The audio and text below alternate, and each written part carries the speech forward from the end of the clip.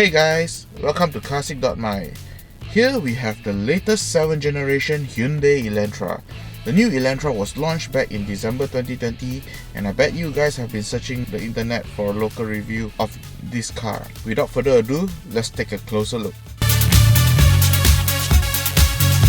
First glance, the Hyundai Elantra comes with a very sporty looking exterior. The Elantra features Hyundai's latest parametric design language. The new design language emphasizes on the strong lines and sharp edges around the car, and it made the car looks very futuristic. And it also reminds me of a certain supercar brand as well. You know which one? Looking around, the part that really attracts me are the tail lights. It spans across the whole rear of the car, and it even turns into a H pattern when it's illuminated. It does make the car look very upmarket at night.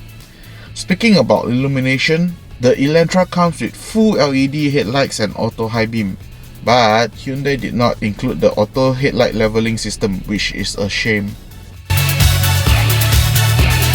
As for the rims and tires, you do get 17-inch rims wrapped in 225/45 size tires. It provides sufficient grips to keep the car planted on the ground. On the other hand, the 17-inch rims do look a little small on the Elantra, as the Elantra do come with larger rims fitted on the performance model. Even with 17-inch rims, the Elantra do have quite a tall ground clearance. It does messes with your mind when you are driving. This is due to the low hood line, but so far, I have not managed to scrape the lower portion of the bumper yet.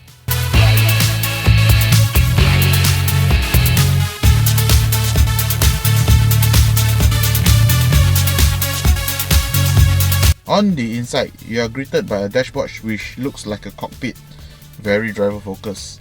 The dash comes in a dual tone design with the top portion being black in color while the grey dominated the bottom.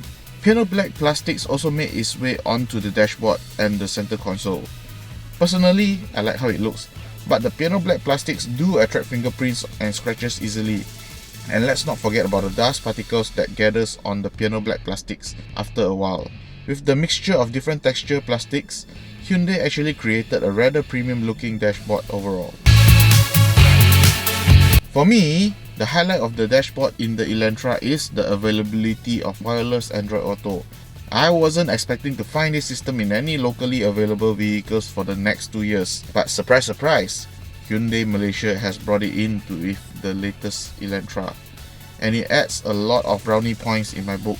The infotainment system is hooked up to a 6-speaker sound system setup, which pumps out decent audio quality.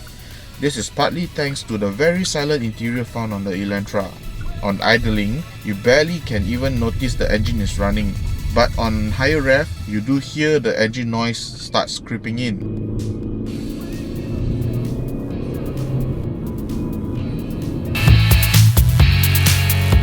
As for the seats, the grey leather front seats are very supportive with plenty of adjustments.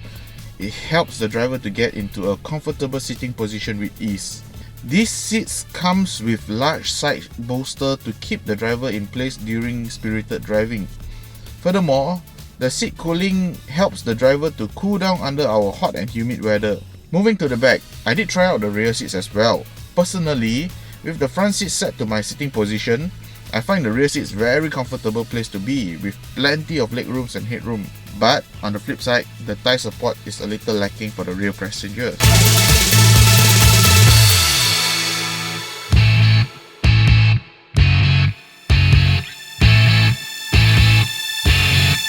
Let's take a look at the powertrain. This Hyundai Elantra comes with a brand new 1.6 litre Smart-Stream engine. This new engine develops around 123 PS and 154 Nm of torque, and power is sent to the front wheel through Hyundai's own Intelligent Variable Transmission, also known as IVT. The surprising thing about this powertrain setup is that Hyundai managed to fully utilize the capability of a 1.6 litre engine. While driving, you can feel that this engine has strong mid-band torque. It helps the Elantra to keep up with the traffic easily. As long as you're not planning to drive this car like a sports car, I don't think you will find the Elantra underpowered.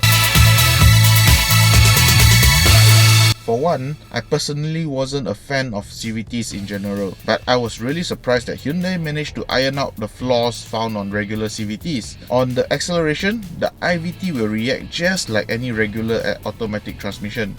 In turn, it also reduces the rubber band effect, and of course, with this powertrain setup, my time with the Elantra returned a healthy fuel consumption figure of 7.5 litre per 100 km. Going over uneven roads, the suspension did a good job in soaking up bumps, and it does feel like a D-segment sedan. This translates to a very comfortable ride over long distance. Even though the suspension is on the softer side, body roll is very well managed to allow the driver to corner at quite a decent speed. Speaking about cornering, the steering wheel feedback can be a little vague, but the steering is very predictable and gives you confidence while cornering. At lower speed, the steering is light enough to allow the driver to maneuver around tight spaces with ease. The Hyundai Smart Sense safety system works well, but I find that there are some improvement can be made in order to make it more user-friendly. For instance, Hyundai can include physical buttons to switch on and off for some of the safety system. As for now, in order to do that, you'll have to enter into sub-menu inside the instrument cluster just to toggle it. In conclusion, I find that Hyundai Elantra is almost a perfect daily driver. I'm generally impressed with how Hyundai Elantra handled itself throughout the test drive. For 160,000, it's still quite a steep price for those who never tried the car out, but the price is justifiable after you've experienced the car. If you are looking for a C-segment sedan, I urge you to head over to your nearest Hyundai showroom to test the car out. Stay tuned for more, leave a like and subscribe to carsick.my for more future car review videos. Peace out.